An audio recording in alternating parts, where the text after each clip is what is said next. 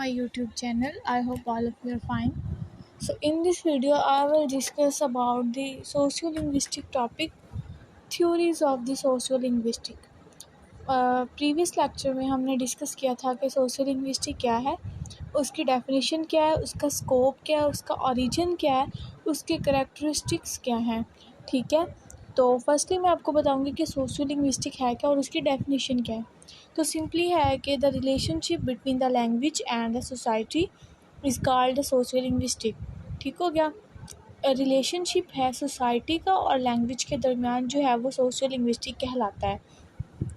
Then उसके बाद topic हमारा है कि थियरीज़ ऑफ सोशियोलिंग्विस्टिक। ये जो हमारी कंटेंट लिस्ट है उसका सेकंड टॉपिक है थियरीज़ ऑफ सोशियोलिंग्विस्टिक। उसकी डेफिनेशन है a set of principles on which the practice of an activity is based. कि ऐसा प्रिंसिपल्स का ऐसा सेट जिसमें किसी भी एक्टिविटी बेस करती हो। ठीक, an idea use to account for a situation और justify a course of action. Firstly हमने थ्योरी की डेफिनेशन देखी, देन देखना है कि सोशियोलिंग्विस्टिक थ्योरी क्या है। The sociolinguistic theory is the first developed branch from the social learning perspective from the 1970s। 1970s की ये फर्स्ट ब्रांच है sociolinguistic theory. It shows the relationship between the child और a language and reading development.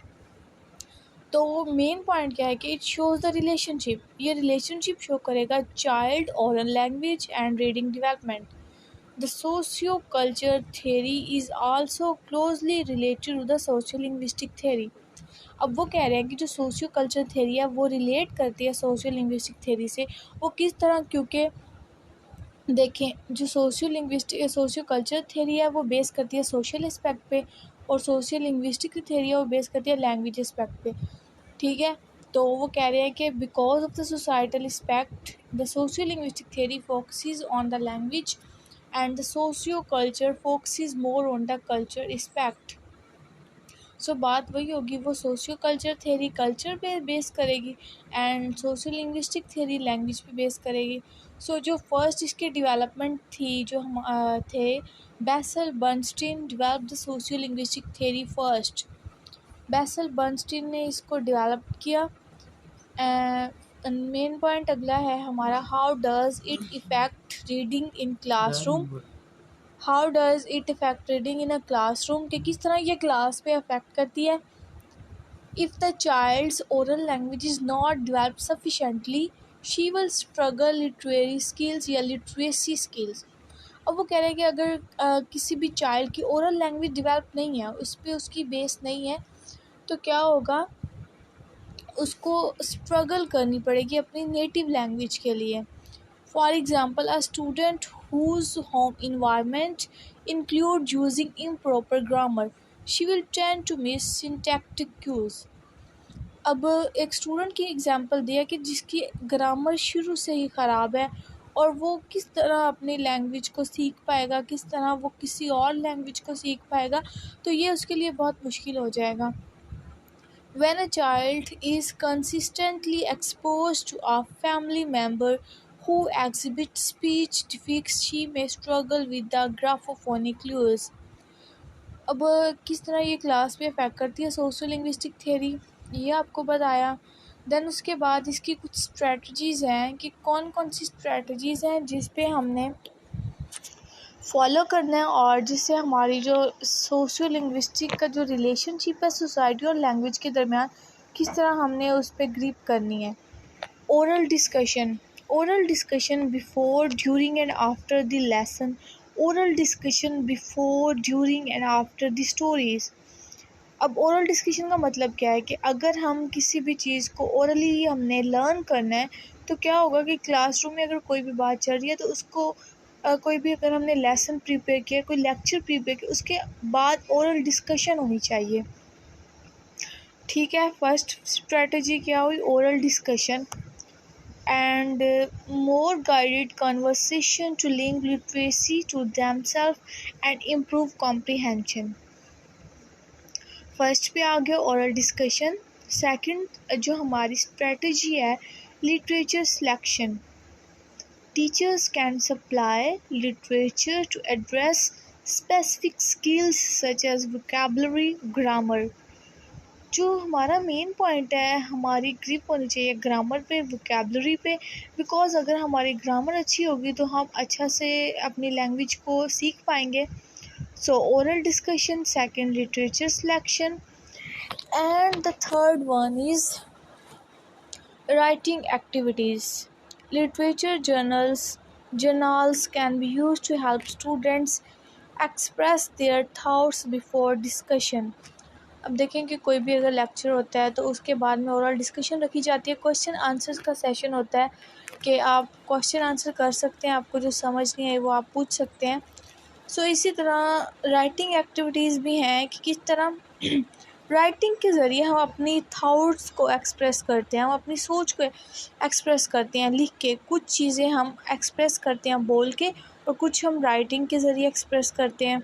So student express their thought before discussion, कि discussion से पहले student किस तरह writing के ज़रिए अपने थाट्स को एक्सप्रेस कर सकते हैं।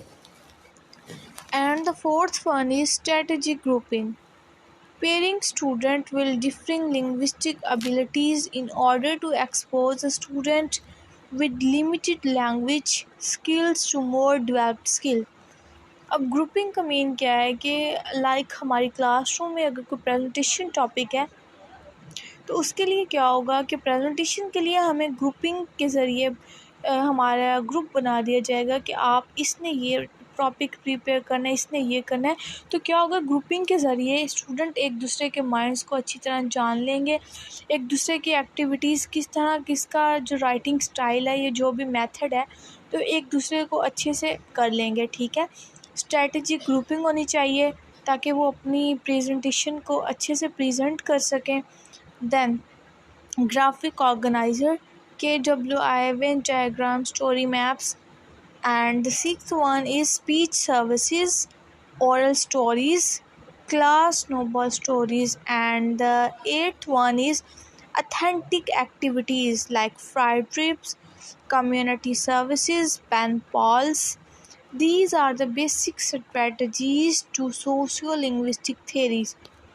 And the next one is books on tape, CD, computer programs. So हमने क्या किया, सबसे पहले थ्योरी की डेफिनेशन, सबसे पहले लिंग्विस्टिक की डेफिनेशन, देन उसके बाद सोशल लिंग्विस्टिक की, देन थ्योरी की। देन सोशल लिंग्विस्टिक थ्योरी है क्या, ठीक है, उसके मेन पॉइंट्स देखे हमने, किस तरह वो क्लासरूम पे इफ़ेक्ट करती है, और देन उसकी स्ट्रेटजीज़ क्या हैं। स्ट्रेटजीज़ में oral discussion, classroom strategic grouping, writing activities, and many other strategies. And the other is technology, and the last one is winding our topic conclusion. सो किसी भी टॉपिक के लिए कंक्लूजन बहुत ही ज़रूरी होता है। अगर हम कोई टॉपिक प्रिपेयर कर रहे हैं तो उसका कंक्लूजन हमने ज़रूर प्रिपेयर करना है। ठीक है, तो इसका कंक्लूजन क्या होगा कि there is a strong link between the children's linguistic abilities and their reading progress. Home environment greatly impacts a children reading development. अब वो कह रहे हैं कि होम इन्वायरमेंट जो होता है वो चिल्ड्रन की रीडिंग डेवलपमेंट में बहुत इफ़ेक्ट करता है, कि जिस तरह का हमारा होम इन्वायरमेंट होगा वैसा ही हमारा चाइल्ड होगा। तो ये लिंक है, रिलेशनशिप है children, oral language and reading development. ठीक हो गया, ये था हमारा आज का टॉपिक सोशियो लिंग्विस्टिक थ्योरी का। फर्स्ट था what is socio linguistic and scope of socio linguistic, and the second topic is socio linguistic theory. I hope you will understand. So we will meet you in next video. So Allah Hafiz, and don't forget to thumbs up.